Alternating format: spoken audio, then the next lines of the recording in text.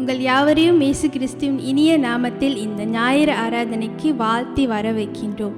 நம் யாவரும் தேவனை கண்ணோக்கி பார்த்து ஜெபிப்போமாக. அப்பா, எங்களை நேசிக்கிற அன்பின் பிதாவே, இந்த காலை வேலைக்காக நன்றி தகப்பனே. அப்பா, இந்த நாளிலே ராஜா இந்த ஆராதனையும் உம்முடைய கரத்தில் நாங்கள் கொடுக்கிறோம் ராஜா. நீர் ஆண்டவரே எங்களை வழி நடத்தும் ஆண்டவரே. அப்பா, நாங்கள் ஏறறிக்கிற துதி ஆராதனை ஆண்டவரே உமக்கு மாத்திரம் ஆண்டவரே நாங்கள் செலுத்தத்தக்க ஆண்டவரே எங்களை நீர் ஆசீர்வதியும் ராஜா. அப்பா, நீர் எங்களுடைய வாழ்க்கையிலே ஆண்டவரே நல்லது எல்லாவற்றையும் நீர் எங்களுக்கு பார்த்து செய்தீர் ஆண்டவரே, அதற்காக நன்றி சுவாமி. அப்பா, இதோ ஆண்டவரே நீரே எங்களுடைய கிருபை ஆண்டவரே, நீர் எங்களை காத்துக்கொள்ளும் வழி நடத்தும் ராஜா. நீர் நல்லவர் வல்லவர் ஆண்டவரே, தொடர்ந்து எங்களை நீ ஆசீர்வதியும் வழி நடத்தும். யாவையும் இயேசுவின் மாறாத நாமத்தில் கேட்கிறேன் நல்ல பிதாவே, ஆமென்.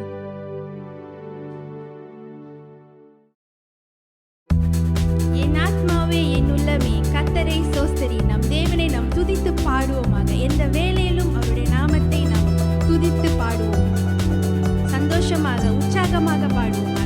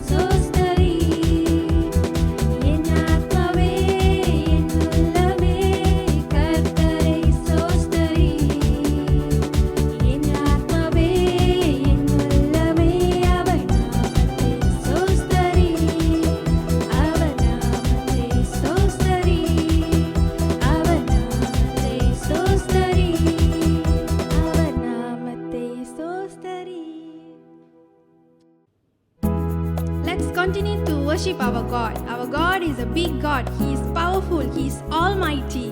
Let's praise Him with our thankful heart. I come before you today and I just want to thank you, Lord.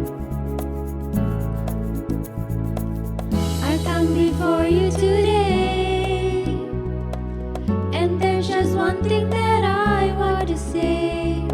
Thank you, Lord. Thank you, Lord, for all you've given to me,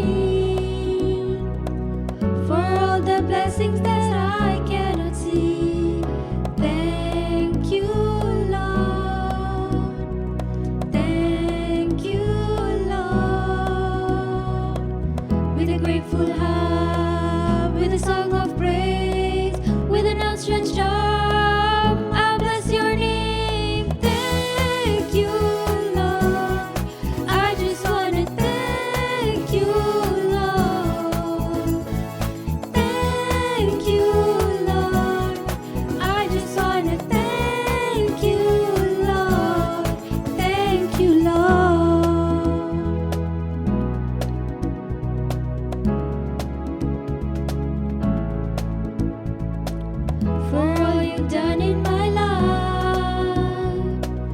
You took my darkness and gave me your light.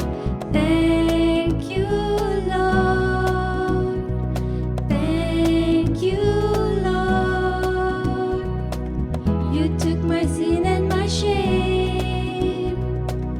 You took my sickness and healed all my pain. Thank you, Lord. Thank you, Lord.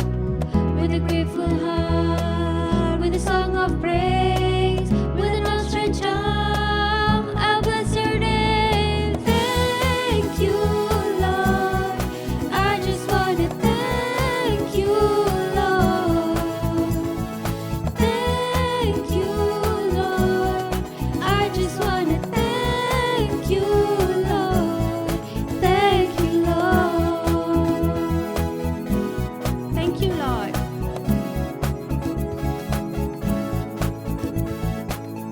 I come before you today, and there's just one thing that I want to say.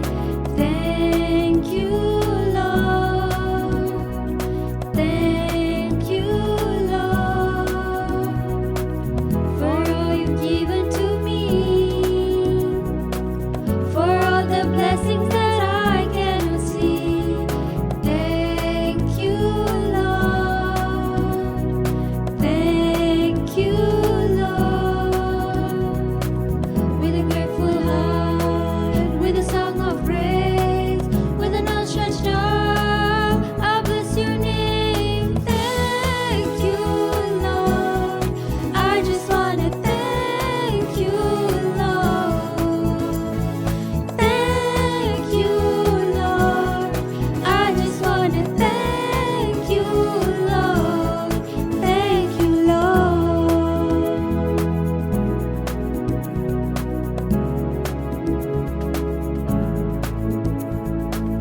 For all you've done in my life, you took my darkness and gave me your light.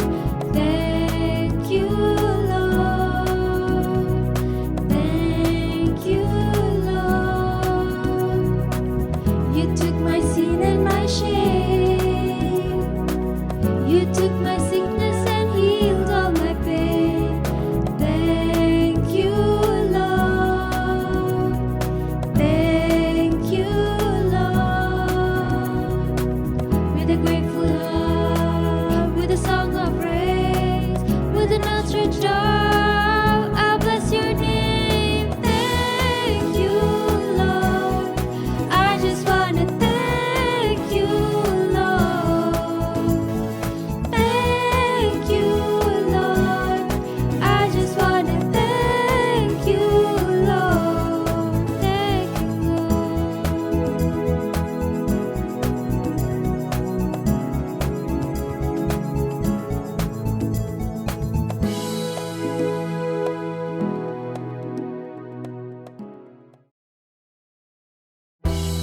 எல்லா மகிமைக்கும் எல்லாம் கனத்திற்கும் நீர் ஒருவரே உரியவர் ராஜா.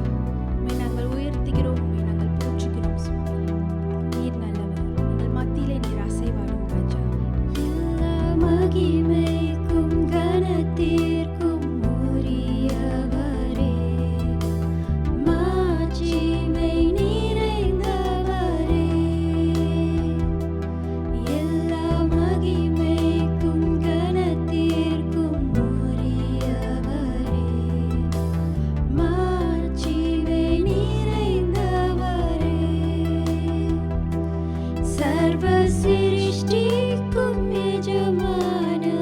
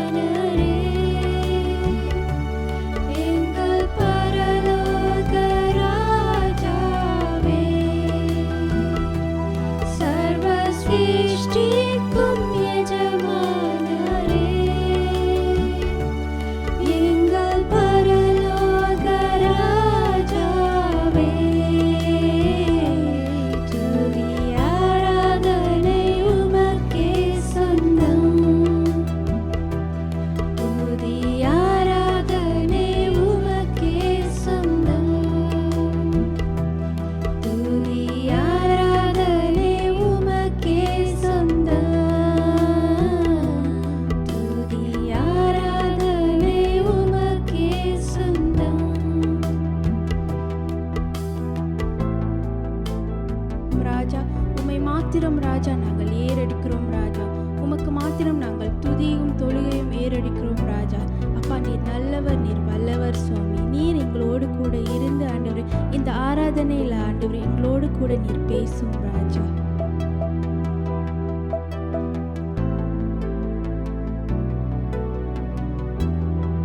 Let's pray.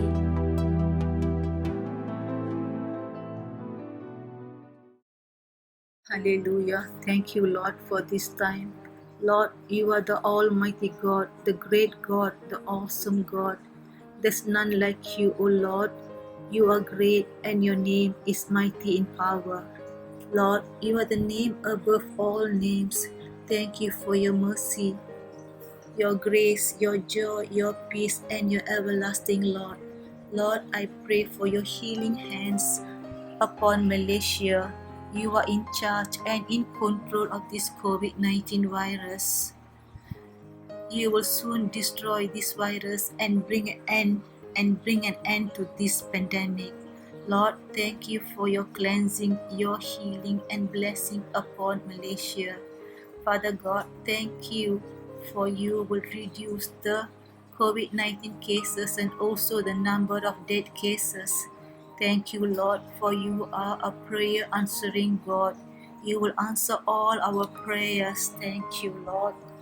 Lord, I also pray for those families who have lost their loved ones. Father God, only you know their loss, the emptiness, the pain they go through. Lord, only you can comfort them. I pray for your comfort, your healing, your peace and blessing to be upon them. Thank you, Lord, for your presence. Your presence will be also be with them. Thank you, Lord, in the name of Jesus Christ. Amen. Good and gracious Father, we come before you, bringing all the families in our church into your presence. We want to thank you for your providence and protections in their lives throughout this pandemic period. Thank you for watching over them. We pray right now, Lord, that you will put a wall of fire around them, Lord, that no harm, no danger will come near them. And we pray, Lord, that families in our church will continue to grow and to enjoy your goodness and your kindness and your faithfulness in their lives. We want to thank you for your grace and your mercy and your favor that you are showering upon us each day of our lives. ஆண்டவரே, எங்களுடைய சபையின் குடும்ப மக்களுக்காக வருகிறோம். நீர் ஒவ்வொருவரையும் தனிப்பட்ட வகையிலும் குடும்பமாகவும் ஆசீர்வதிக்க வேண்டும் என்று நாங்கள் ஜெபிக்கிறோம். ஆண்டவரே, ஒவ்வொருவருடைய வீட்டிலும் அப்பமும் தண்ணீரும் குறையாமல் இருக்கத்தக்க நீர் காத்துக்கொள்ளும். வேலை செய்கிறவர்களின் கையின் பிரயாசங்களை ஆசீர்வதி. படிக்கிற பிள்ளைகளை நல்ல ஞானத்தை தாரும் ஆண்டவரே. முதியோர்களுக்கு ஐயா நல்ல பலத்தையும் சுகத்தையும் தர வேண்டும் என்று ஜெபிக்கிறோம். காத்து கொண்டு வழி நடத்தும் ஆண்டவரே. We pray, Lord, that your protection will continue to be with each member of our family. We also bring the church ministries, Lord, in your hands. We know that we are limited in what we can do, but still, Lord, you've given us great opportunities, Lord, through technology to reach out to the people. We want to thank you for the Bible studies. We want to thank you for the Kapong ministry. We want to thank you for all the programs that have been carried out by the agencies and also committees, Lord. We pray that you will bless all these initiatives that are being carried out because they are done to bring glory and honor to your name. ஆண்டவரே, இந்த ஊழியங்களை எல்லாத்தையும் நீர் ஆசீர்வதிக்க வேண்டும் என்று நாங்கள் ஜெபிக்கிறோம். இந்த ஊழியமானது ஆண்டவரே உம்முடைய நாமத்தை மகிமைப்படுத்த நீர் அதை பயன்படுத்த வேண்டும் என்று நாங்கள் ஜெபிக்கிறோம்.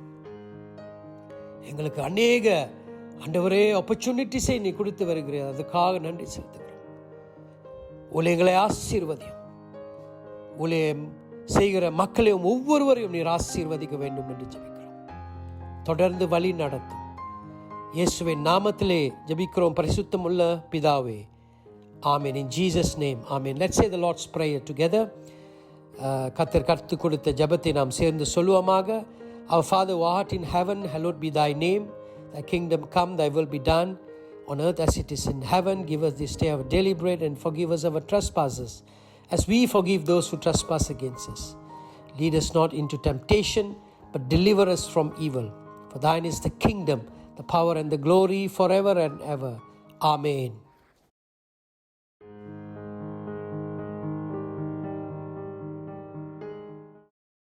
Mark chapter 4 verses 1 to 9. Again, Jesus began to teach by the lake. The crowd that gathered around him was so large that he got into a boat and sat in out on the lake, while all the people were along the shore at the water's edge. He taught them many things by parables, and in his teaching said, "Listen, a farmer went out to sow his seed. As he was scattering the seed, some fell along the path, and the birds came and ate it up. Some fell on rocky places where it did not have much soil. It sprang up quickly because the soil was shallow." Verse 6. But when the sun came up, the plants were scorched, and they were withered because they had no root. Other seed fell among thorns, which grew up and choked the plants, so that they did not bear grain. Still other seed fell on good soil.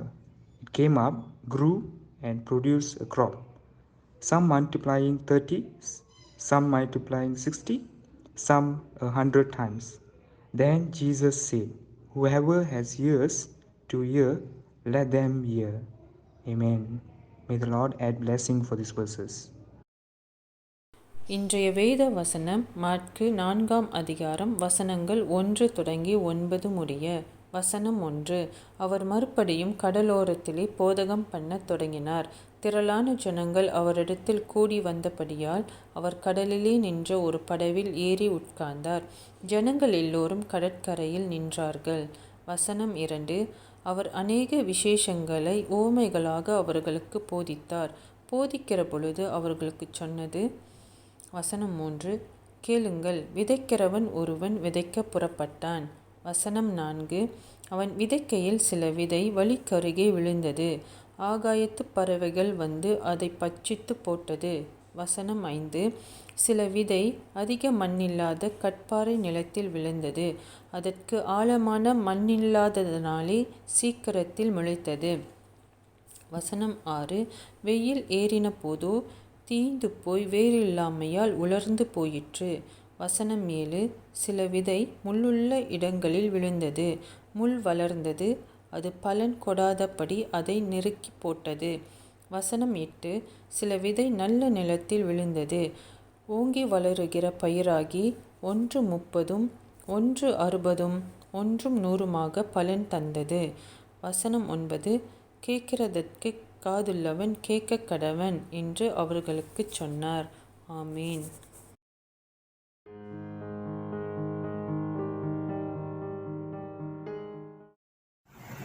Shalom and praise the Lord. கர்த்தருடைய பரிசுத்த நாமத்திற்கு ஸ்தோத்திரம் உண்டாவதாக.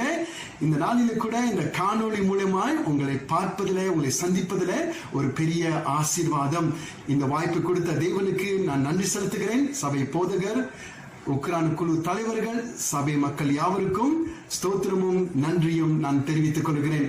இந்த நாளிலே கூட பாரன் missions MMM சார்பில் நாங்கள் யாவரும் உங்களுக்கு நன்றி செலுத்துகிறோம். MMM ஆரம்பித்த முதல் இந்த நாள் வரைக்கும் நம்முடைய சபை, நம்முடைய மக்கள் ஒவ்வொரு பேரும் MMM ஓடு சேர்ந்து இந்த ஊழியத்தில் நீங்க பாட்ட பண்ணி வருகிறீர்கள்.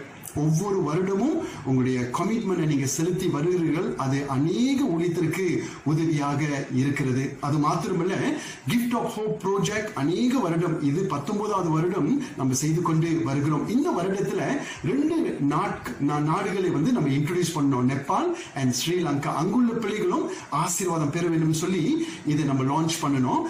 நாம் எதிர்பார்த்ததோட மேலாகவே ஆண்டவர் பெரிய காரியங்களை செய்தார். இந்த வருடம் கோவிட் டைம்ல, பேண்டமிக் டைம்ல 1708 பிள்ளைகளை தத்தெடுக்கும்படியாய் கர்த்தர் உங்களை பயன்படுத்தினார். கர்த்தருக்கு கோடி கோடி ஸ்தோத்திரம். மே மாதத்துல இந்தியா தேசத்திற்கென்று ஒரு கோவிட் ரிலீஃப் ஃபண்ட் நம்ம வேணும்னு சொல்லிட்டு சபைக்கு நம்ம அறிவித்திருந்தோம். நம்முடைய சபைகள் கொடுத்தீர்கள். அப்படியாக ஏறக்குறைய 137,000 ரிங்கெட்டை வந்து நம்ம சேகரித்தோம். ஆண்டவருக்கு கோடி கோடி ஸ்தோத்திரங்கள். ஜூன் மாதத்துல நேபாள் தேசத்திற்கு 42 மிஷனரிமார்களுக்கு ஆதரிக்க வேண்டும் என்று சொல்லி நம்ம அந்த ப்ராஜெக்ட் லான்ச் பண்ணோம். நீங்க கொடுத்தீர்கள். ஆண்டவருக்கு கோடி கோடி ஸ்தோத்திரங்கள். MMM ஆரம்பித்த முதல் இந்த நாட்கள் வரைக்கும் நீங்க ஒரு ஜெப பங்காளிகளாக இருப்பதற்கு ஆண்டவருக்கு நாங்க மெய்யாகவே அதிக நன்றி செலுத்துகிறோம். ஏன்னா நம்முடைய மிஷனரிமார்களுக்கும் ஊழியத்திற்காகவும் ஜெபிக்கிற ஒரு ஜெப கூட்டம் அங்கேயும் இங்கேயும் இருக்கும் பொழுது பார்க்கும் பொழுது அது ஆண்டவர் காரியங்களை செய்கிறார். ஜெபிக்க ஜெபிக்க ஜெபிக்க ஆண்டவர் மிஷன்ஸ் ஃபீல்ட்ல பெரிய காரியங்களை செய்து கொண்டிருக்கிறார். அதற்கு கோடி கோடி ஸ்தோத்திரம். கர்த்தர் மெய்யாகவே நம்மளை ஆசீர்வாதம் ஒவ்வொரு பேரையும் ஆசீர்வதித்து இந்த பார்ட்னர்ஷிப் மறுபடியும் ஸ்ட்ரெங்தன் பண்ணி அது அப்படியாக ஆண்டவர் வைத்திருக்கிற சித்தத்தை நிறைவேற்றும்படியாய் ஆண்டவர்களை ஆசீர்வதிப்பாராக.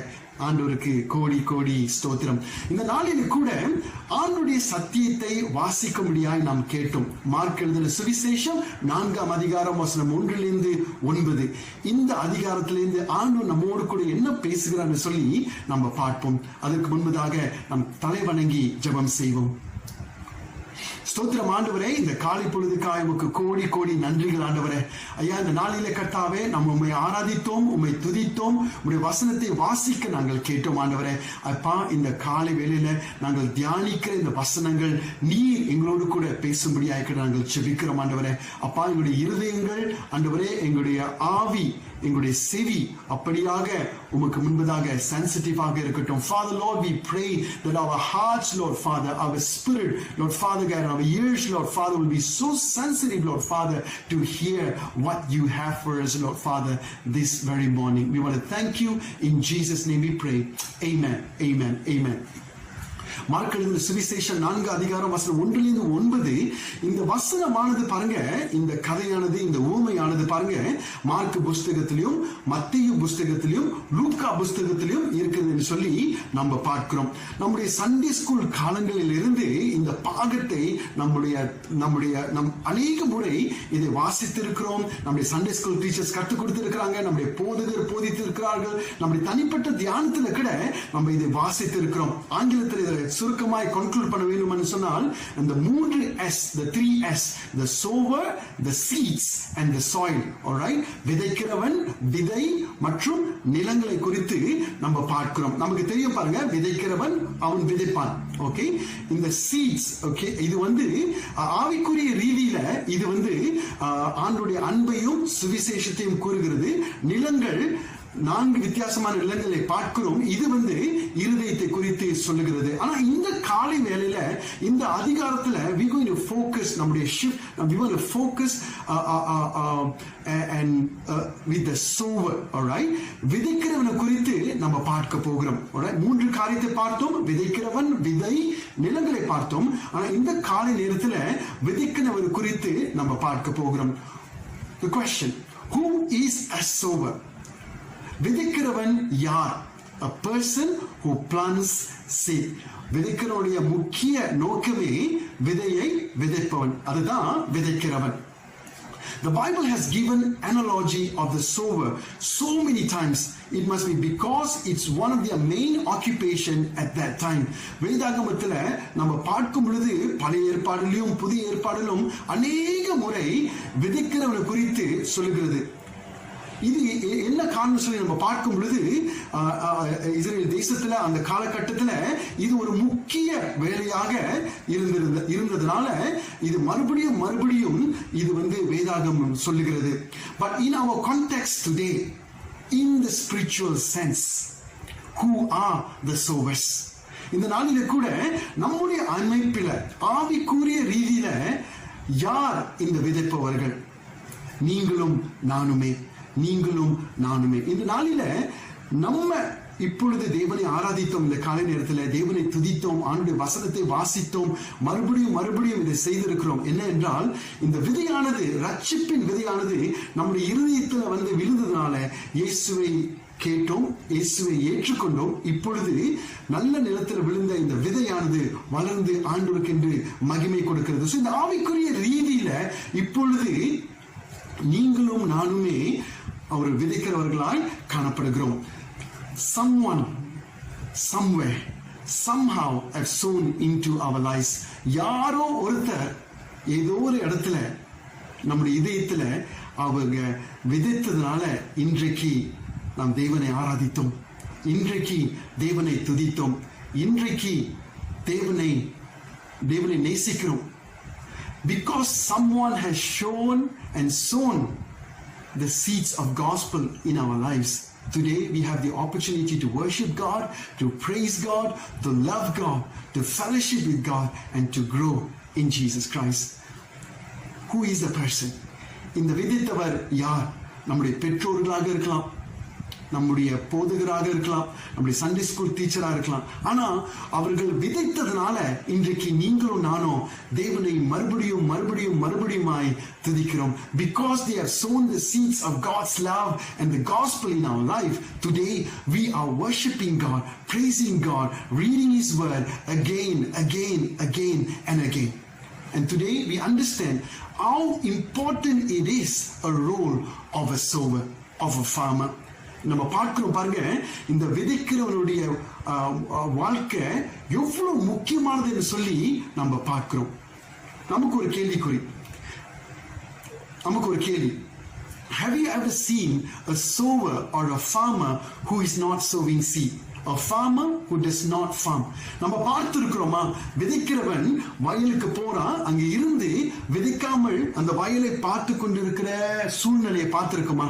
இருக்கவே இருக்காது. ஏன்னா அவனுடைய முக்கிய நோக்கமே விதைப்பது. அதனாலதான் அது விவசாயி என்று சொல்லுகிறோம், விதைக்கிறவன் என்று சொல்லுகிறோம். Today they are called as such because that is what they do.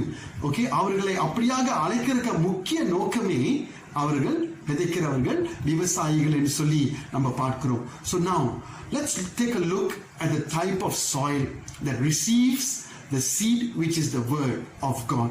இன்றைக்கு நம்ம வாசித்த பாகத்திலிருந்து நிலங்களை குறித்து நம்ம பார்க்க போகிறோம். முதலாவது நிலம். Okay, the first soil is actually the pathway. As he was scattering the seed, some fell among the path and the birds came and ate it up. முதலாவது இந்த வசனத்தில் நம்ம பார்த்தோம் பாருங்க, இந்த விதைக்கிறவன் மண் தோண்டி விதைக்கலாம் அப்படி சொல்லல, அவன் என்ன பண்ணுகிறான், இந்த விதையை எடுத்து அப்படியாக விதைத்து கொண்டே போகிறான். பாருங்க, முதல் நிலத்துல விழுந்த அந்த விதையானது வந்து அது ஒரு நடப்பாதையில விழுந்த ஒரு நிலமாய் நம்ம பார்க்கிறோம். குருவிகள் வந்து அதை சாப்பிட்டு அப்படியாய் போடுகிறது. இரண்டாவது rocky places. Okay, the rocky places விழுந்த விதைகள் வந்து பாருங்க, did not have much soil. It sprang up quickly because the soil was shallow, and they withered because they had no root. இந்த இரண்டாவது நிலத்துல விழுந்த இந்த விதைகளை பாருங்க, கற்பாறைகள், நிறைய கற்கள் நிறைந்த ஒரு நிலத்துல அது விழுந்தது. ஓகே, நிறைய மண்ணல் இல்லாத பட்சத்துல பாருங்க, அது வளர்ந்து சீக்கிரமா வளர்ந்து வருகிறது, ஆனால் அப்படியாக தளர்ந்து போகிவிடும் சொல்லி அந்த நிலத்தை நம்ம பார்க்கிறோம். மூன்றாவது the thorny ground. Other seed fell among thorns, which grew up and choked the plants, so that they did not bear grain. மூன்றாவது நிலமானது பாருங்க, முட்கள் நிறைந்த ஒரு நிலமாய் காணப்படுகிறது சொல்லி நம்ம வாசித்தோம். அதுவும் சீக்கிரமாய் அப்படியாய் வளர்ந்து வருகிறது பாருங்க. ஆனால் முட்கள் நிறைந்ததா இருப்பதனால அது வளர முடியாமல் அப்படியாக தளர்ந்து போனது சொல்லி நம்ம பார்க்கிறோம். நான்காவது the good soil. Still other seed fell on good soil. It came up, grew and produced a crop, multiplying 30, 60 or even 100 times. நான்காவது நிலத்தில் விழுந்த இந்த விதைகள் வந்து பாருங்க, ஒரு நல்ல நிலம் என்று சொல்லி நம்ம பார்க்கிறோம். அந்த விதைகள் அந்த நிலத்தில் விழுந்து அது அப்படியாக வளர்ந்து பெரிதாகி 30, 60, 100 பலன் கொடுக்கிறது சொல்லி அந்த வசனத்தை நம்ம வாசித்தோம். இந்த நாளில who are the people on our pathways? இந்த நாளில நமக்கு முன்பதாக இருக்கிற ஒரு கேள்வி, நம்முடைய நடப்பாதையில இருக்கிற மனிதர்கள், மக்கள் யார்? we may not know them. அநேக முறை அவரை அறிந்திருக்கலாம், அவரை அறியாமல் கூட இருக்கலாம். but they are people who are on our pathways. நடப்பாதையில் இருக்கிற மக்கள் ஒவ்வொரு நாளும் இருக்கிறார்கள். இரண்டாவது, who are the people on rocky places? They can be hard people. இரண்டாவது, கடின இதயமுள்ள மக்கள். ஓகே, கட்பாறை கற்கள் நிறைந்த நிலங்கள் இருக்கிற மக்கள் யாரா இருக்கக்கூடும். At times we may choose to give up on them. அவங்க கடினமா இருப்பதனால நம்ம ஈஸியா அதை நம்ம கிவ் அப் பண்றதுக்கு வாய்ப்புகள் இருக்கிறது. நம்முடைய தேசத்தில் நம்மளுக்கு தெரியும், ஒரு பெரிய மக்கள் கூட்டங்கள் இருக்கிறார்கள். ஓகே, ரொம்ப கடினம் இதயம் உள்ள மக்கள் இருக்கிறார்கள்.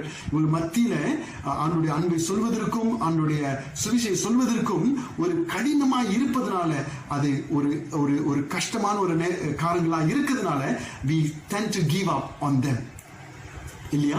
மூன்றாவது, who are the people on thorny grounds? Okay, முட்கள் நிறைந்த நிலங்கள் இருக்கிற மக்கள் யாரா இருக்கக்கூடும். people who needs a lot of help, discipleship, counseling, நிறைய போராட்டங்கள், நிறைய கஷ்டங்கள், நிறைய வேதனைகள், நிறைய காரியத்துக்குள்ள கடந்து போகிற மக்கள் இருக்கிறார்கள். அவளுக்கு அநேக உதவிகள் தேவைப்படுகிறது. நான்காவது, who are the people on good soil? நல்ல நிலத்துல விழுகிற மக்கள் நம்மை சுற்றி இருக்கிறார்கள். At times we choose to rejoice and bear much fruits together with them. இந்த நாளில நமக்கு முன்பதாக இருக்கிற காரியங்கள், we need to understand they are and always will be these types of people around us. நம்மளை சுற்றி எப்பொழுதும் இந்த 4 வித்தியாசமான மக்கள் இருந்து கொண்டே இருப்பார்கள். We come across them daily. ஒவ்வொரு நாளும் அவர்களை சந்திப்பதற்கும் நமக்கு வாய்ப்புகள் இருக்கிறது. We cannot run away or avoid them. அவர்களை தவிர்க்க முடியாத ஒரு சூழ்நிலை நமக்கு இருக்கிறது. They will always be around us. நம்மை சுற்றி ஒவ்வொரு நாளும் இருப்பார்கள் என்று சொல்லி நம்ம பார்க்கிறோம். But the question is this. 4 கேள்விகள் நமக்கு முன்பதாக. What have we done so far? இதுவரைக்கும் நம்ம என்ன செய்திருக்கிறோம்? இரண்டாவது, what are we doing now about them? இப்பொழுது அவர்களுக்காக அவங்க மத்தியில நம்ம என்ன செய்கிறோம்? மூன்றாவது, are we sowing? அவர்களிடத்துல நாம் விதைக்கிறோமா? நான்காவது, if we are not sowing, then why have we stopped or slowed in serving? அவங்கள மத்தியில விதைக்காரத்துக்கு காரணம் நிறுத்தி விட்டோமா, குன்றி போயிருக்கிறோமா? எதனால? இந்த கேள்வி உங்களுக்கும் எனக்கும். அதை நீங்க தான் பதில் கொடுக்க முடியும். At times, அநேக நேரத்துல நமக்குள்ளே ஒரு சிந்தனை வரும் பாருங்க.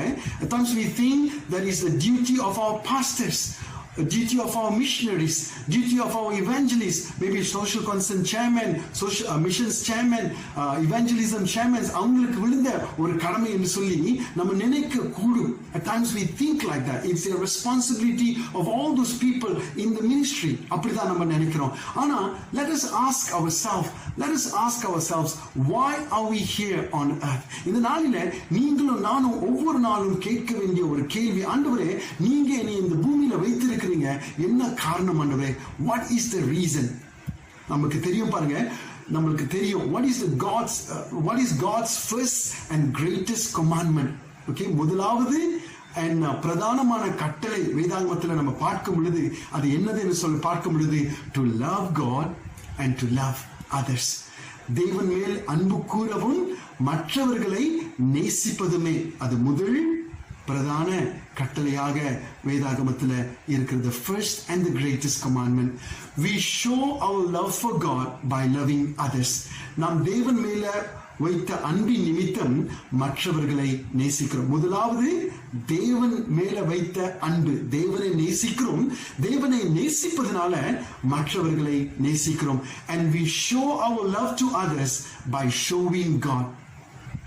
நாம் மற்றவர்களிடம் மேல் வைத்த அன்பின் நிமித்தம் நாம் தேவனை காட்டுகிறோம். இல்லையா? அவர்களே முதலாவது நம்ம தேவனை நேசிக்கிறோம், இரண்டாவது மக்களை நேசிக்கிறோம். மக்களை நேசிப்பதனால தேவனுடைய அன்பை மக்களிடத்துல நம்ம காட்டுகிறோம், மக்களிடத்துல நம்ம சொல்லுகிறோம். And that is the exact expression of our love for God and others. தேவனையும் மற்றவர்களையும் நேசிப்பது அதுவே மெய்யாகவே சரியான வெளிப்பாடுன்னு சொல்லி நாம் பார்க்கிறோம். The exact expression of our love for God. If we say we love God, நம்ம சொல்லுவோமானால் தேவனை நம்ம நேசிக்கிறோம் அப்படி நம்ம சொல்லுவோமானால் மற்றவர்களையும் நேசிக்க வேண்டும் சொல்லி நம்ம பார்க்கிறோம். அதுதான் மெய்யாகவே சரியான வெளிப்பாடு என்று சொல்லி பார்க்கிறோம். இன்றைக்கு நமக்கு ஒரு கேள்வி. God has planted us here. இப்பொழுது நம்ம இருக்கிற இடங்களில ஆண்டவர் நம்ம வைத்திருக்கிறார். நம்முடைய சபையில, நம்முடைய டாமான்ல, நம்முடைய டவுன்ல, நம்முடைய சிட்டியில வைத்திருக்கிறார், காலேஜில் வைத்திருக்கிறார், இந்த ஸ்கூல்ல வைத்திருக்கிறார். ஆஃப்கோர்ஸ் ஒரு வருடமாக காலேஜ் ஸ்கூல்ஸ் எல்லாமே அடைக்கப்பட்டு இருக்கிறது. ஸோ ஆண்டவர் இந்த இடங்களில வைத்திருக்கிற காரணங்களிலும் God has placed us especially in this church. God has placed us in our Taman. God has placed us in this town, in this city, in the college, in schools. Why? எதற்கு அப்படியாக ஆண்டவர் வைத்திருக்கிறார்? It is His perfect will and divine plan, so we will grow and now to sow and keep sowing right where we are. ஆண்டவருடைய அநாதி தீர்மானம், ஆண்டவர் நம்மை எங்கெங்க வைத்திருக்கிறார்களோ அவருடைய சித்தத்தின்படி, அவருடைய அநாதி தீர்மானத்தின்படி அவளோடு கூட வளரும்படியாய் நம்ம இருக்கிற இடங்களில விதைக்கும்படியாய் ஆண்டவர் நம்மளை வைத்திருக்கிறார். God has placed us in every places at the right time for a divine plan. இன்றைக்கு as a sower, the main responsibility of the sower is to sow. விதைக்கிறவருடைய முக்கியமான கடமை என்ன தெரியுங்களா? விதைப்பதே. The results depends on the readiness of the people's heart. Some may yield a harvest, some may not. இந்த result ஆனது பாருங்க, மக்களுடைய இதயங்கள் எப்படி ஆயத்தமா இருக்கிறதோ அதற்கென்று அது ரிசல்ட் அப்படியாக வரும். சிலது வளர்ந்து வரும், சிலது இல்லாம போகிவிடும். ஆனால் விதைப்பது அது முக்கிய கடமையாக இருக்கிறது. Whatever the result is, the main responsibility of the sower is to sow seeds, and to sow seeds. In 1 Corinthians chapter 3 verses 6 to 8, 1 கொரிந்தியர் 3ஆம் அதிகாரம் வசனங்கள் 6 லிருந்து 8 நம்ம வாசிப்போம். I planted the seed, Apollos watered it, but God has been making it grow. So neither the one who plants nor the one who waters is anything, but only God who makes things grow. The one who plants and the one who waters have one purpose, and they will each be rewarded according to their own labor. இந்த வசனம் சொல்லுகிறது பாருங்க, நான் நட்டேன், நான் விதைத்தேன், Apollo நீர் பாய்ச்சினான், தேவனே அதை விளைவ செய்வார். நம்முடைய கடமை, முக்கிய கடமை சோ பண்ணும்படியாக விதைக்கும்படியாக ஆண்டவர் நம்மை அழைத்திருக்கிறார். God has called us for the most important responsibility, has given us the responsibility to sow and to sow the seeds of gospel. Now, if we obey and sow, நாம் அவருடைய வார்த்தைக்கு கீழ்ப்படிந்து நம்ம விதைப்போமானால், வசனம் 20 இப்படியாய் சொல்லுகிறது, the seed sown on good soil hear the word. Number 1, hear the word, accept it and produce a crop 30, 60 or even 100 times what was sown. வசனம் 20 சொல்லுகிறது பாருங்க, நல்ல நிலத்துல விழுந்த இந்த விதைகள் அது என்னது? முதலாவது ஆண்டவருடைய வார்த்தையை கேட்குமா? ஆண்டவருடைய வார்த்தையை கேட்கும். இரண்டாவது அதை ஏற்றுக்கொள்ளும். மூன்றாவது அது கனி கொடுக்கும். எப்படியாக? 30, 60, 100 கனி கொடுக்கும் சொல்லி நம்ம பார்க்கிறோம். Alright? From what was sown, அப்படின்னா விதைத்ததோட அதிகமாய் பலன் கொடுக்கும். அதனுடைய முக்கிய நோக்கம், நம்ம விதைக்கும் பொழுது ஆண்டவர் அப்படியாக அவர் விளைய செய்கிறார். அதே அதிகாரத்துல மார்க் எழுதின சுவிசேஷம் 4ஆம் அதிகாரம் வசனம் 26 லிருந்து 29 வரைக்கும் நம்ம வாசிப்போமானால், he also said, this is what the kingdom of God is like. இது தேவனுடைய ராஜ்யம் இப்படியாக இருக்கிறது சொல்லுகிறார். A man scatters seeds on the ground. ஒரு மனிதன் இப்படியாக விதையை விதைக்கிறான். Night and day, whether he sleeps or gets up, the seed sprouts and grows, though he does not know how. And all by itself the soil produces grain, first the stalk, then the head, then the full kernel in the head. As soon as the grain is ripe, he puts the sickle to it, because the harvest has come. வசனம் 26-29 வாசிக்கும் பொழுது தேவனுடைய ராஜ்யம் இப்படியாகி இருக்கிறதுன்னு சொல்லி நம்ம பார்க்கிறோம். விதைக்கிறவன் விதைத்துக் கொண்டிருக்கிறான். ஏற்ற நேரத்தின்படி பாருங்க, அதை அறுவடை செய்வதற்கு ஆண்டவர் அதை விளைய செய்கிறார். ஆண்டவர் அப்படியாக செய்கிறார். மனிதர்கள், நீங்களும் எனக்கும் இருக்கிற ஒரு கடமை, இந்த விதைகளை விதைக்கும்படியாய், the responsibility that God has given for us to sow, keep sowing and also to water, நீர் பாய்ச்சும்படியாய், அது நம்மளுக்கு விழுந்த ஒரு கடமை. விதைப்பதும் நீர் பாய்ச்சுவதும் and God brings the result. Man sows, man waters, but God brings the result, because this is God's doing. This is God's doing.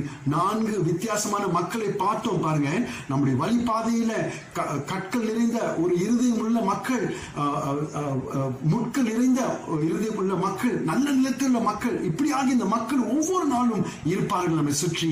ஆனால் நம்முடைய கடமை, முக்கிய கடமை, அதை சோப்பனும்படியாக, விதைக்கும்படியாய் ஆண்டவர் இப்படியாக நம்மை அழைத்திருக்கிறார். எனக்கு பிடித்த ஒரு வசனம், எபிரேயர் 4ஆம் அதிகாரம் வசனம் 12. In Hebrews chapter 4 verse 12, it says so beautifully, for the word of God is alive and active, sharper than any double-edged sword. It penetrates even to dividing soul and spirit, joints and marrows. It judges the thoughts and attitudes of the heart. So surely ஆண்டவருடைய வார்த்தை, because the word of God is alive and active, so surely it will grow and it will grow.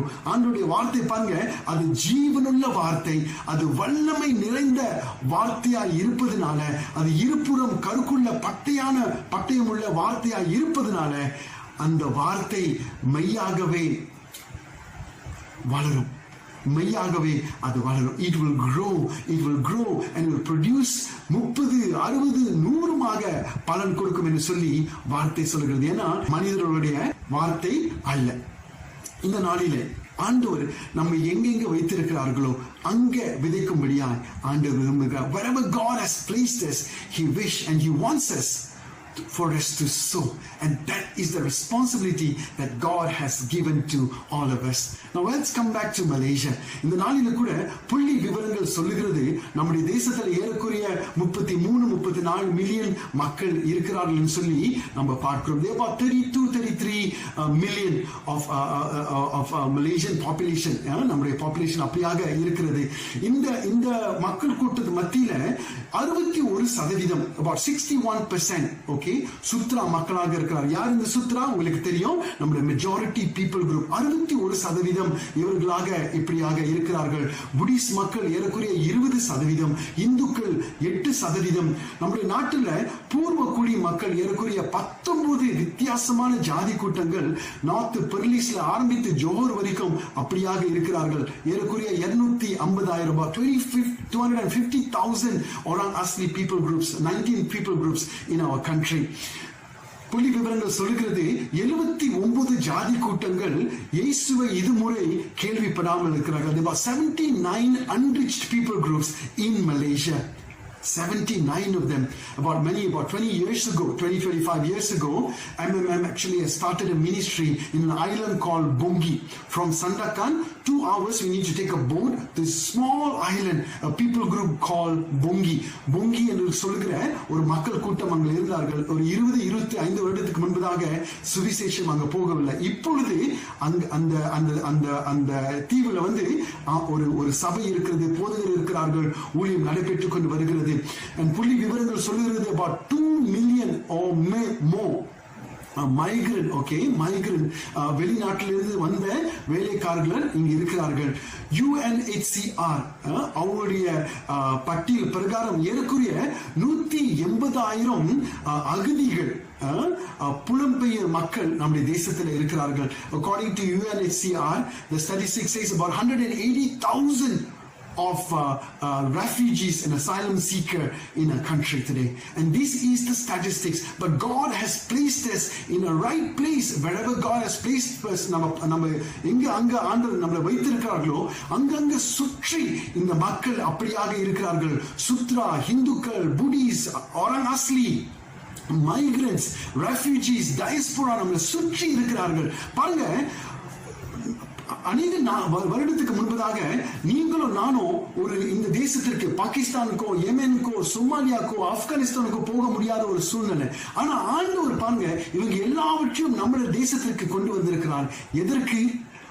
நம்முடைய முக்கிய கடமையை செய்யும்படியாக, அதை ஆண்டவருடைய வசனத்தை அதை சொல்லும்படியாக, ஆண்டவருடைய வசனத்தை அதை சொல்லும்படியாக, to sow the seeds of gospel. That is what God has placed us. So as God's children, இன்றைக்கு நீங்களும் நானும் ஆண்டவருடைய பிள்ளைகளாய் இருப்பதனால, let us actively sow seeds. ஆண்டவருடைய வசனத்தை நம்ம விதைக்கும்படியாய் ஆண்டவர் இப்பொழுது அழைத்திருக்கிறார். How we can sow, எப்படி நம்ம இந்த விதைவை விதைக்க முடியும்? முதலாவது, to sow seeds of prayer, ஜெப விதைகளை விதைக்கும்படியாக, to sow seeds of acts of love, அன்பு கூறும்படியாக, ஏதாவது அவளுக்காய் செய்யும்படியாய் ஆண்டவர் நம்மை அழைக்கிறார். மூன்றாவது, to sow seeds of gospel, இயேசுவுடைய நற்செய்தியை சொல்லும்படியாய் ஆண்டவர் நம்மை அழைக்கிறார். இந்த நாளில soon we know the God of the harvest will bring a great harvest in the field. நம்ம விசுவாசிக்கிறோம், ஆண்டவருடைய வார்த்தைக்கு உண்மையா இருப்பதனால ஏற்ற நேரத்துல ஏற்ற காலத்துல ஆண்டவர் இந்த விதைகளை வளரும்படியாய் அவர் செய்வார். அதற்கு ஆதாரங்கள் யார் தெரியுங்களா?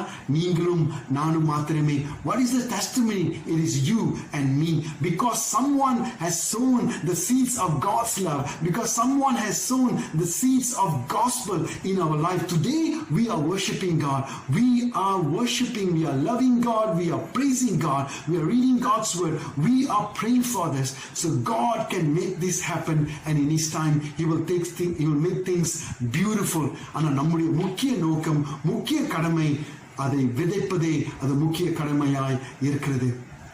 I just want to come to a conclusion. All right, நம்முடைய செய்தியோட தலைப்பு இன்றைக்கு என்ன என்றால், the first step, முதல் படி. The title for today's sermon is the first step. But I am concluding the message by encouraging us, including myself, to take the first step, to sow. உங்களையும் என்னையும் நான் உற்சாகப்படுத்துகிறேன். நம்முடைய கடமை விதைப்பது and expect great things from God for many more steps ahead for His glory. நாம் முதல் படியை எடுத்து நாம் விதைக்க ஆரம்பிக்கும் பொழுதே ஆண்டவர் நம்மளை படிப்படியாய் நடத்தி அவருடைய நாமத்தை மகிமைப்படுத்தும்படியாய் நம்மளையும் பயன்படுத்துவார். உங்களையும் என்னையும் அவர் பயன்படுத்துவார். The first step starts from us. முதல் படி நம்மிடத்திலிருந்து ஆரம்பிக்கிறது. நம்முடைய சபையில மெய்யாகவே அநேக பேர் இந்த ஊழியத்தை செய்து கொண்டு வருகிறீர்கள், விதைத்துக் கொண்டு வருகிறீர்கள், ஜெபித்துக் கொண்டு வருகிறீர்கள். கர்த்தர் உங்களை ஆசீர்வதிப்பார், மெய்யாகவே ஆசீர்வதிப்பார், மெய்யாகவே அநேகருக்கு உங்களை பயன்படுத்துவார். ஆனால் இதுவரைக்கும் இந்த விதைகளை விதைக்காதவர்கள், and today is the start. இது ஒரு ஆரம்பமாக இருக்கட்டும். 2 கதைகளை சொல்லி நான் முடிக்க ஆசைப்படுகிறேன். முதலாவது, போன வருடம் 2 சகோதரர்கள், எனாமுல் அண்ட் ஹசான், பங்களாதேஷ் தேசத்திலிருந்து வந்த இந்த 2 சகோதரர்கள் ஒரு ஜிம்ல இவங்களை மீட் பண்ணேன். அப்படியாக ஒவ்வொரு நாள் போகும் பொழுது இவங்களை பார்த்து இவங்களோடு கூட சம்பாஷிக்கும்படியாய் கர்த்தர் ஒரு நல்ல வாய்ப்பை கொடுத்தார். ஒரு நல்ல ஒரு ஃபெலோஷிப்பாக நம்ம ஆரம்பித்தோம் பாருங்க. சோ அதுக்கு பிற்பாடு ஒரு நம்பர் எக்ஸ்சேஞ்ச் பண்ணணும். சோ அண்ட் தென் அப்படியாக போய்கொண்டே இருந்தது. இந்த பேண்டமிக் வந்த பொழுது பாருங்க, இந்த 2 சகோதரர்களுக்கும் வேலை வாய்ப்புகள் இல்லாம போனது. ஸோ நானும் ஆக்சுவலி அந்த நார்மல் கம்யூனிகேஷன் அப்படிதான் போய்கொண்டே இருந்தது பாருங்க. ஸோ அப்படியே இருந்த சூழ்நிலையில இந்த வருடத்துல ஜனவரி மாதத்துல அவர்கள் எனக்கு மெசேஜ் பண்ணி சொன்னார்கள், பிரதர் ஜேசு ஆக்சுவலி வந்து எங்களுக்கு வந்து வேலை வாய்ப்புகள் இல்லை, ஏதாவது வேலை கிடைக்குமா அப்படின்னு சொல்லி இடத்துல கேட்டார்கள். ஸோ நம்ம சொல்ற வேலை வாய்ப்புகள் இப்ப கிடைக்க ரொம்ப கஷ்டமா இருக்கிறது. இது எல்லாத்துக்கும் உங்களுக்கு மாத்திரமல்ல, அநேகருக்கு இந்த சூழ்நிலையா இப்படி இருக்குதுன்னு சொல்லி நான் சொல்லிட்டு அப்படியே அந்த கம்யூனிகேஷன் ஆரம்பித்தது பாருங்க.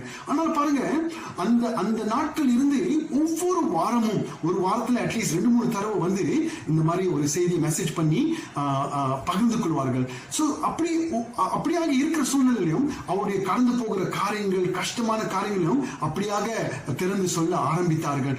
அந்த நேரத்தில் நான் அறிந்து கொண்டு பாருங்க, ஆண்டவர் இந்த இந்த இந்த 2 சகோதரர்களும் ஆண்டவர் இடத்துல கொண்டு வந்திருக்கிறார். ஏதாவது செய்ய வேண்டும் சொல்லி நான் விதைக்க ஆரம்பித்தேன். முதலாவது சொன்னேன், உங்களுக்காக நான் ஜெபிப்பேன்னு சொல்லி. அவங்க அப்படி சொல்லும் பொழுது அவங்களுக்குள்ள ஒரு அதிர்ச்சி. பிகாஸ் அவங்க வந்து சுத்ரா மக்கள் மதத்தை சேர்ந்தவர்கள் பாருங்க. ஸோ அப்படியே நம்ம ஜெபிக்கிற வேலையிலும் அவர்கள் இன்னும் அதிகமாய் சொல்ல ஆரம்பித்தார்கள். அப்படியாக ஒவ்வொரு வாரமும் அவர்களை மீட் பண்ணி ஏதாவது செய்யும்படியாய் கர்த்தர் கிருபை கொடுத்தார். இந்த நாளில பாருங்க, அவர்களுக்காக ஜெபிக்கும்படியாய் அவர்கள் மத்தியில வேதாகமத்தை கொடுக்கும்படியாய் கர்த்தர் கிருபை கொடுத்தார். நான் அறிந்து கொண்டேன், the first step, as we take the first step, God do the rest. எதிர்பார்க்காத காரியங்களை ஆண்டவர் செய்து கொண்டு இருக்கிறார். இந்த நாளில எப்படியாக ஆண்டவர் எதிர்பார்க்கிற காரியங்கள் நாம் செய்யும்படியாக the first steps எடுக்கும்படியாக ஒரு 17வது நூற்றாண்டுல வில்லியம் ஆல்ட் என்று சொல்கிற ஒரு மிஷனரி இங்கிலாந்து தேசத்திலிருந்து இப்பொழுது ஊழியத்திற்கு ஸ்ரீலங்கா தேசத்திற்கு போகும்படியாக அவர் ஆயத்தப்படுத்தி கொண்டார். அந்த மிஷன்ஸோடைய தலைவர் தாமஸ் குக் அவர் என்ன சொன்னார்னா, 4 தம்பதிகள் தேவைப்படுகிறது. ஸோ நம்ம ஆயத்தப்படுத்தி ஒரு காலகட்டத்தில் நம்ம வந்து ஸ்ரீலங்கா தேசத்திற்கு நாங்க போக போறோம் என்று சொல்லி ஊழியத்திற்கு சொல்லி சொல்லும் பொழுது 3 தம்பதிகள் அப்படியாக இருந்தாங்களா, ஹஸ்பண்ட் அண்ட் வைஃப் 3 தம்பதிகள் இருந்தாங்க. ஆனா வில்லியம் ஆல்ட் வந்து பாருங்க, அவர் சிங்கிளா இருந்ததுனால தாமஸ் குக் சொன்னாரு, நீங்க வந்து ஆக்சுவலி வர முடியாது எங்க கூட அப்படின்னு சொல்லிட்டு அப்படின்னு. அப்ப வில்லியம் ஆல்ட் என்ன பண்ணாரு, ஜெபித்து ஒரு ஒரு ஒரு ஒரு பெண்ணை பார்த்து அவர் திருமணம் செய்தார். இப்பொழுது 4 தம்பதிகள் தாமஸ் குக் இந்த படகுல வந்து பிரயாணமாக ஸ்ரீலங்கா தேசத்திற்கு அவர்கள் போனார்கள். இந்த பயணம் பாருங்க, நீண்ட பயணமா இருந்ததுனால வில்லியம் ஆல்ட்டோடைய மனைவி சாரா, ஓகே, அவங்க வந்து வியாதியில வந்து அப்படி ரொம்ப கஷ்டப்பட்டு போனார்கள். சோ இப்படியாவது அவங்க சுகம் பெற்றுக் கொள்வார்கள் சொல்லி பார்க்கிற வேளையில சுகம் பெற முடியாம பட்சத்துல அந்த படகுல அந்த கப்பல்ல வந்து அவங்க மரித்து போனார். இப்ப வில்லியம் ஆல்ட்டுக்கு வந்து வீட்டுக்கு திரும்பி போவதற்கு முடியாது.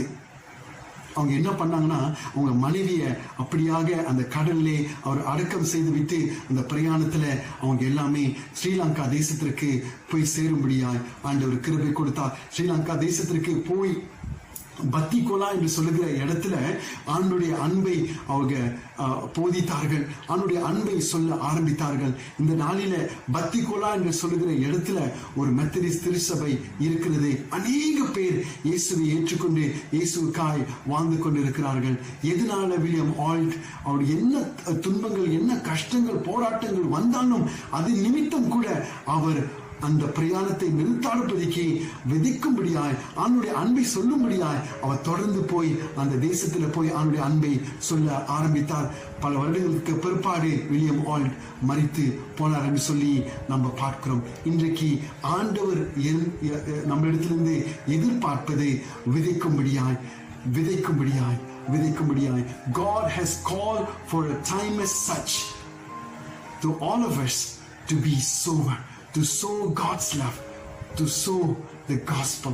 இந்த காலகட்டம் இருக்கிற வாழ்க்கை ஒரே வாழ்க்கை.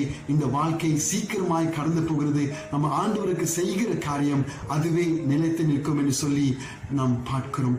There is only one life that will soon be passed, but what done for Christ will last and glorify Him. And today, as we observe this Mission Sunday, as we have meditated Mark chapter 4 verses 1 to 9, the word will continue to speak to all of us.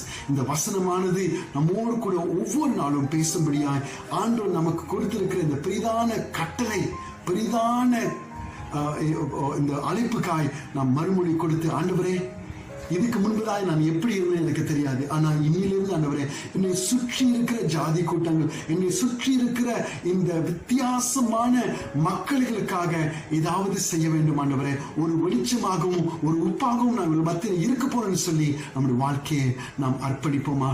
ஆண்டவர் மெய்யாகவே அவர் செய்வார், மெய்யாகவே செய்வார். புள்ளி விவரங்கள் சொல்லுகிறது, ஒவ்வொரு வினாடிக்கும் 2 பேர் மரித்து போகிறார்கள். ஒவ்வொரு நாட்களும் 150,000 பேரும் உலகம் முழுதும் மரித்து போகிறான்னு சொல்லி நம்ம புள்ளி விவரத்துல பார்த்தோம். பிசினா பிஃபோர் கோவிட். கோவிட்க்கு முன்பதாக இந்த பட்டியலெல்லாம் இந்த புள்ளி விவரங்கள் இருந்தது. ஆனா கோவிட் காலங்களில் இப்பொழுது மரணங்கள் அப்படியாக அதிகரித்தே போய்கொண்டிருக்கிறது. 2 இடம்தாங்க, பரலோகம் இல்ல பாதாளம். இன்றைக்கு நம்மளை சுற்றி இருக்கிற ஜாதி கூட்டங்கள் நம்ம இருக்கிற இடங்களிலே இருக்கிறார்கள். ஆண்டவர் நமக்கு கொடுத்திருக்கிற ஒரு பெரிதான கட்டளை இதற்கென்று நாம் என்ன மறுமொழி கொடுக்க போகிறோம்? What is going to be our response as we have received Christ? We have the opportunity to praise and worship and loving God again and again, but many out there do not have this opportunity. இது நம்ம மேல் விழுந்த ஒரு கடமை. இன்றைக்கு நீங்களும் நானும் மறுமொழி கொடுப்போமா? ஆண்டவரே, உமக்காக நான் ஏதாவது செய்யணும். ஆண்டவரே, உமக்காக நான் ஏதாவது செய்யணும். இதுவே ஒரு ஆரம்பமாக இருக்கட்டும் என்று சொல்லி நம்முடைய வாழ்க்கையை ஒப்பு கொடுப்போம். கண்களை மூடி ஜெபம் செய்வோமா? ஸ்தோத்திரம் ஆண்டவரே, இந்த நாளுக்காய் உமக்கு கோடி ஸ்தோத்திரங்கள். ஆண்டவரே, இந்த வசனத்திலிருந்து கர்த்தாவே நாங்கள் தியானிக்கும்படியா நீர் கொடுத்த கிருபைகளுக்காக கூட உமக்கு நன்றி ஸ்தோத்திரம் ஆண்டவரே. இந்த நாளில் கர்த்தாவே நாங்கள் கேட்ட இந்த சத்தியமானது தொடர்ந்து எங்க உள்ளத்துல கர்த்தாவே பேசிக்கொண்டே இருக்கட்டும் ஆண்டவரே. இதுக்கு நாங்கள் மறுமொழி கொடுக்கிற பிள்ளைகளாய் எங்களை நடத்தும்படியாய் கூட ஜெபிக்கிறோம் அப்பா. இந்த நாளில எங்களுடைய வாழ்க்கை அநேகருக்கு ஆசீர்வாதமாய் இருக்க எங்களை பயன்படுத்தும் ஆண்டவரே. 30, 60, 100 பலன் கொடுக்க எங்களை பயன்படுத்துங்க ஆண்டவரே. உமக்கு கோடி ஸ்தோத்திரங்கள் ஆண்டவரே. எங்களுடைய பலவீனத்துல உம்முடைய பலன் பரிபூரணமாய் இருக்கட்டும். அதற்காக கிடை ஸ்தோத்திரம். நன்றி, உமக்கு கோடி நன்றி ஸ்தோத்திரம் ஆண்டவரே. இயேசுவின் நாமத்துல ஜெபிக்கிறோம் பிதாவே, ஆமேன், ஆமேன். கர்த்தருடைய பரிசுத்த நாமத்திற்கு ஸ்தோத்திரம் உண்டாவதாக. மெய்யாகவே கர்த்தர் உங்களை ஆசீர்வதிப்பாராக. And God bless you. சகோதரர் ஜேசு நம்மோடு கூட மிக அருமையாக அருள்பணியை குறித்து, அருள்பணி ஊழியத்தை குறித்து, அருள்பணி ஸ்தாபனத்தை குறித்து, அவங்க ஊழியத்தை குறித்து யாவற்றும் நம்மோடு கூட பகிர்ந்து கொண்டதற்காக கர்த்தருக்கு நன்றி செலுத்துவோம். தொடர்ந்து MMMக்காக, போர்ட் மிஷனுக்காக தொடர்ந்து நாம் ஜெபிப்போம். நம்முடைய மிஷனரிமார்களுக்காக நம்ம தொடர்ந்து நாம் ஜெபிப்போம். We want to thank God for the message that came to us from Brother Jesu, for highlighting about the mission work and impressing upon us the heartbeat of God. Let us continue to pray for MMN, for the board of missions, and also for all our missionaries. நம்முடைய மிஷனரிமார்கள் யாவருக்காக நாம் தொடர்ந்து ஜெபிப்போமாக. வாருங்கள், ஆண்டவரை நோக்கி நாம் ஜெபிப்போம். Let us pray. அன்பின் தேவனே கர்த்தாவே, உம்முடைய வார்த்தைக்காக ராஜா நன்றி. இன்றைக்கு அருள்பணி ஞாயிறை அனுசரித்து ஆண்டவரே அருள்பணி ஊழியத்தை குறித்து ஒரு சில காரியங்களை ஆண்டவரை நாங்கள் அறிந்து கொள்ளத்தக்க, புரிந்து கொள்ளத்தக்க நீ கொடுத்த கிருபைக்காக ஸ்தோத்திரம். Thank you Lord for the service today. Thank you for your word through your servant Brother Jesus. Thank you Lord for speaking to us about missions and what the church can do, oh God. உம்முடைய கருத்தில் ஆண்டவரே எங்கள் missionary வாரியத்தையும் அப்பா MMM எங்கள் மிஷனரிமார்கள் யாவையும் உம்முடைய கருத்தில் ஒப்புக் கொடுக்கிறோம். அவங்க ஒவ்வொருவரையும் ஆசீர்வதியும், தேவைகளை சந்தியும், ஊழியத்தை பெருகப்பட வேண்டும். Lord, we want to continue to pray for our mission board, MMM. We want to pray for all our missionaries. We pray, O Lord, that the boundaries of our mission work will continue to expand. தொடர்ந்து ஆண்டவரே ராஜா, நாங்கள் இவங்களுக்காக ஜெபிக்க எங்களையும் நிறைய வேண்டும் நாங்கள் ஜெபிக்கிறோம். ஒரு புது வாரத்தை எதிர்நோக்கி செல்லும் பொழுது கூட எங்கள் முன்பாக செல்லும், எங்களை ஆசீர்வதியும், வழி நடத்தும், காத்துக்கொள்ளும். Now even as we look forward for a new week, be with us, keep us safe, keep our nation safe, continue to lead us and guide us. இயேசுவின் நாமத்தில் ஜெபிக்கிறோம் நல்ல பிதாவே, ஆமேன். ஆசீர்வாதம் பெற்றுக்கொள்வோம். நம்ம நாதர் இயேசு கிறிஸ்துவின் கிருபையும் பிதாவுடைய அன்பும் பரிசுத்தாவின் அந்யோன்ய ஐக்கியமும் நாம் அனைவரோடும் விசேஷமானமாக நாம் மிஷனரியோடு கூட, சபை மிஷனரியோடு கூட என்றும் என்றும் இருப்பதாக. ஆமேன். என் ஆத்மாவே கர்த்தரை ஸ்தோத்திரி, என் முழுவலுமே பரிசுத்த நாமத்தை ஸ்தோத்திரி. என் ஆத்மாவே கர்த்தரை ஸ்தோத்திரி, கர்த்தர் செய்த சர்வபாரியம் மறவாதே. ஆமேன். எல்லாருக்கும் ஸ்தோத்திரம்.